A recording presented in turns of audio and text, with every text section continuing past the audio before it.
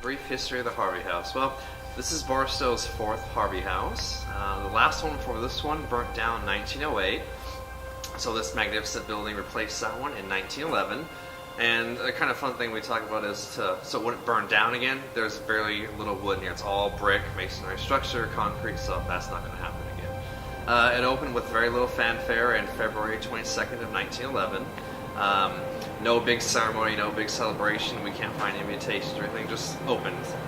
And it served many, many passengers. There were 8 platforms along the side of the tracks over here. And you'd have the Grand Canyon Limited, the California Limited, the City of Los Angeles, City of San Francisco would all come through here as they go east and west and offload passengers. And they can rest their weary feet here, go to the dining rooms, enjoy a game of pool. There was a swimming pool, have ice cream, chat with other guests. And so it was interesting aspects in that aspect that served leisure travel. And then as the war came, World War I, World War II, actually World War II, it served more the troops. They took out a lot of the amenities, the frills, and made more beds available for the railroad crews to sleep in, get rid of the swimming pool, had to close the dining room for a little while, and so it gave some really tough times during the war period to help with the troop efforts and like that. So kind of saw the service standards decline from then on, unfortunately.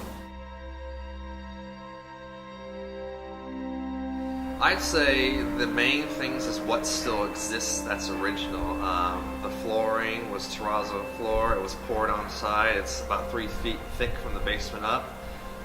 The original copper fixtures are still here.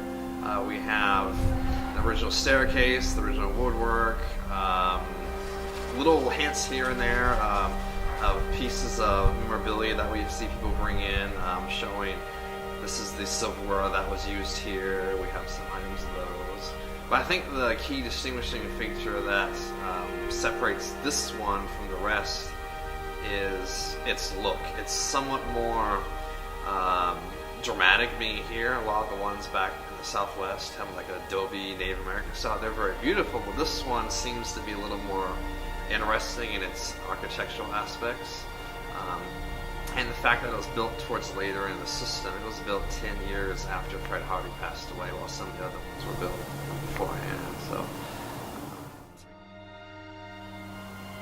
my favorite thing about the Harvey house is the history of the building. It's a privilege to work in this building. You get a special feeling when you come to the door every day. You know that a lot of people have been through here, had a lot of memories made. I hear about people come and tell us the stories about their grandparents that worked here.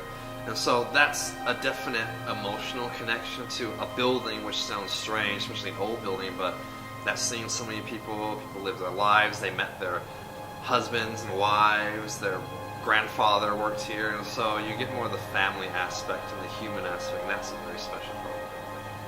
That's a very privileged thing to actually work in and preserve and actually educate everyone else about. So that seems to be kind of like a duty in a way to inform everyone about what its impact was on people's lives.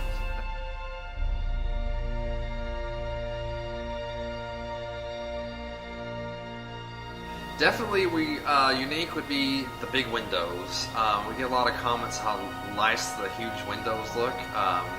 It sucks for the people that clean the windows because if you clean the front and both front and back, or the front portion, that's 2,200 window panes. So that's a lot. But yeah, the windows are like the soul. They're like they lead the light into the building. So they're 8 feet tall. So pretty cool looking. And I'd say that's a neat aspect. The windows, the fact that you can situate it as looks like a train station in the lobby, but it can be a hotel lobby. Upstairs there's rooms, so you can do hotel rooms or apartments, or it could be even classrooms. We have 2 rooms that are used as ballrooms, so you can look at dining rooms, or restaurants, or just general waiting areas. So there's a lot of flexibility, and given the layout of the building allows you to make it really into anything you want. You can put in one of the ballrooms, put up a nice little curtain, table, chairs, make it look like a table setting in a restaurant when everything else around you is nothing there, but you can really define that pretty nicely. That's cool. So there's these little spots that from different angles look like different things. Just depends what the camera's doing, where you want it to be. It can be really anything you want it to be.